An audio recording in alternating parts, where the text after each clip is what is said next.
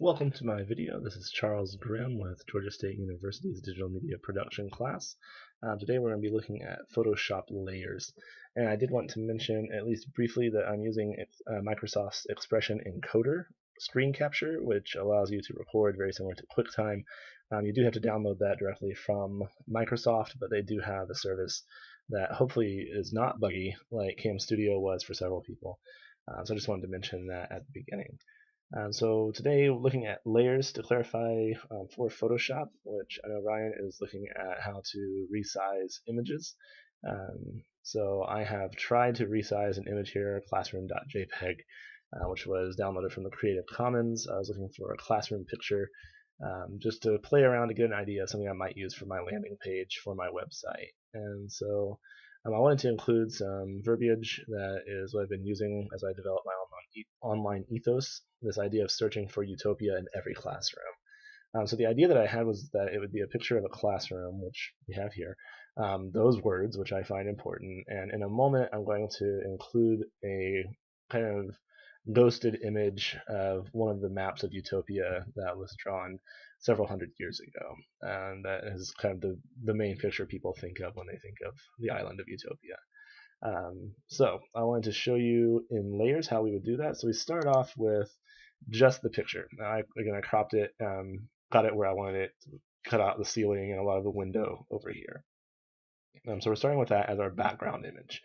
And so in Photoshop, you can add layers to do lots of things. So each change that you make to the picture is going to be done in its own layer. So here we have a layer, the T here is for text, and you can click right here to take it away, or click there when the eye is showing it's visible, and you can see what that composite image would look like. So for this text, if you wanted to edit it, you can just make sure that you're in the text layer over here, and then use Control T, which will put a box around the text. You can use that box like any other text box that you're familiar with to resize, things like that. Whenever you use Control T to highlight something, before you can do anything else, you do have to come up and accept any changes that were made. So just wanted to mention that because I spent a long time frustrated trying to figure out how to do anything else after I had done that before. So now we have our text on here. I did mess over here on the right, right above the layers menu. In here it has opacity and the fill. I'm not sure exactly what the difference is. I will intend to research that before Tuesday. But I changed them both to around 88, 89 just to try to make the text not quite so bold. So it looked like it might be something that could have been painted on the chalkboard. I do hope to keep looking for more effects to find out how it can look more like chalk instead, because I think that would be a better effect. But right now the picture is very bright on the left side here from where the window was originally in the picture, and not very bright over here. So one thing that's really neat that Photoshop will allow me to do with this is to change just the brightness on this section. So the way that we do that is over here in the Layers tab, we're going to click off the text, and we're going to come to this little mostly filled circle. You have a lot of options to play with here. What I'm going to be working with is the brightness and the contrast of this picture. So we're going to click that. It opens a new layer with the brightness image right here. Now, the way this works, the box to the right lets you know kind of at a glance which portion of this background image is going to be affected by the change that you make. So anywhere in white will be affected, anywhere in black will not. So the way that you change this to black is pretty simple. You come over and choose your brush. You can come in and choose the brush size right here. Notice I've made it really, really large because I wanted to get as much area as possible very quickly. Make sure that it's on black, and you're just going to use your mouse just like you would in Paint for anyone who actually used Paint. I used it back on Windows 3.1 20-something years ago. Used to draw pictures on it, all that good stuff. So please apologize, or please excuse my ridiculous references to an archaic version of Windows. We're going to black all that out, and it shows it here in this pane. So now anything, again, that's black, any change that we make is not going to be affected by, or any changes we make won't affect the part in black. And so we want to kind of keep the desk the same look, because earlier when I did this as a trial, I did not do that, and it was weird to have the desk kind of two-toned right there. We want to keep the blackboard as much as possible kind of the same color, so that works out pretty well. So now we have this whole section blacked out. Only really this area of the picture is going to be affected. Now we're not going to do anything drastic, because if we do, it looks almost photo negative, which is, nice and funky, but not really what I want to go for. I just wanted to kind of bring it a little bit more in line with where the rest of the picture is. For the contrast, again, I'm not really huge into photo editing, so that's not really my thing.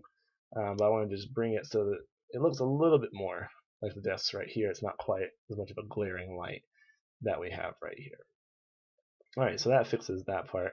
The last part that I want to do is the more involved part. It's the part that more people are familiar with Photoshop. So I have here a picture of Utopia, and we're going to use that picture to select a portion that we can bring out to the other picture.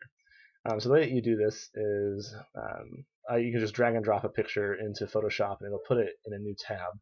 And you can use your quick select tool, which is right here. So very similar to the brush, you can choose the size that you want for it.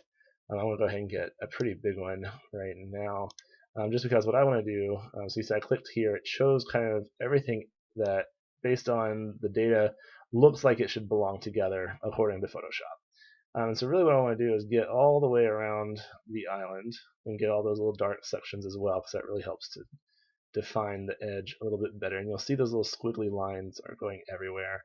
That's the computer kind of guessing which section you really wanted to highlight, which I think is a really neat tool. The box, I'll be completely honest, I don't know why that box is there. That was from an earlier failed version of this video, so please excuse that, as well as the Windows incoming message noise I believe you may have also just heard. So what you'll see is that there's this large section right here and right here that's not what I wanted. So we were in the brush plus. Now we're going to go into brush minus, and we're going to change that brush to a much smaller brush to make sure that we're not getting sections we don't want. So we're just going to push that little squiggly line back, make sure that none of it remains out here, or it will continue.